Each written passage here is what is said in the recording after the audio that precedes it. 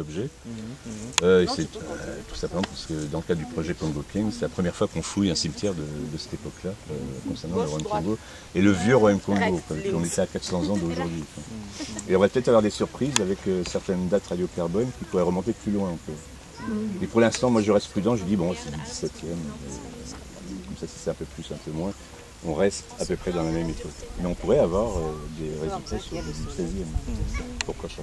Alors pour avoir une idée des tissus là, antiques, alors au jardin botanique, il y a des fibres, et puis des tissus, fait disons en bas de ça va vous donner une certaine idée.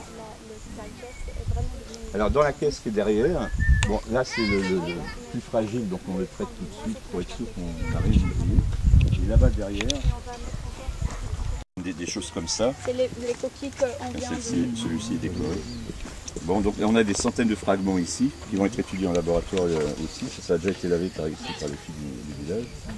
Et tout ça, c'est pris donc à moins 20, moins 40 cm. Donc tout est pris par mètre carré et par profondeur. Donc tout ça, c'est des centaines de fragments qui viennent des tranchées là-haut sur le chantier. On a déjà tout trié, on a déjà tout regardé. Grâce à l'électricité le soir, on travaille jusqu'à 21h, comme ça, donc on prend des mesures. Mais c'est déjà lavé et dans le passé.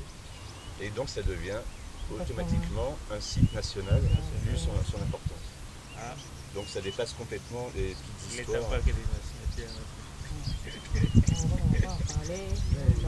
Non, il est moderne. Quand vous allez un fumo, vous voyez un cimetière au 80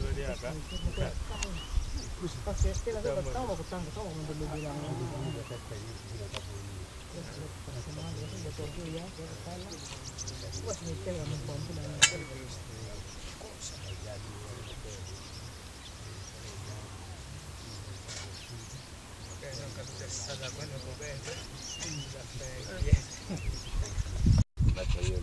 Actuellement, ils le font. Ils ont fait des radios, je n'ai pas les résultats parce que je suis ici.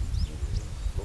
Mais d'après ceci et cela, ça doit être un système de déclenchement anglais ou danois, ce qu'on appelle un flintlock, mais avec ce qu'ils appellent aussi un gunlock, une sécurité inactivée par ressort. Lui, ça c'est unique. Le mousselet comme ça, c'est le type boucanier. À l'origine, c'est un modèle français que les Anglais ont réinterprété en mettant un gunlock par-dessus. Et on est en plein XVIIe siècle au niveau de la fabrication. Donc ça correspond à toute la chronologie qu'on a pu esquisser par les objets, par les dates radiocarbone. L'arme à feu correspond à la même époque. Et c'est le seul objet de ce moment-là en fouille pour toute l'Afrique centrale. On n'a jamais trouvé ailleurs en Afrique centrale une arme à feu de cette époque-là. Et aussi, me disait-il, je ne le savais pas.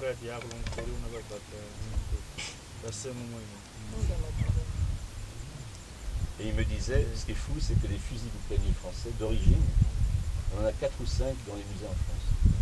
C'est tout. Donc là, celui-là, c'est le seul qui va marquer.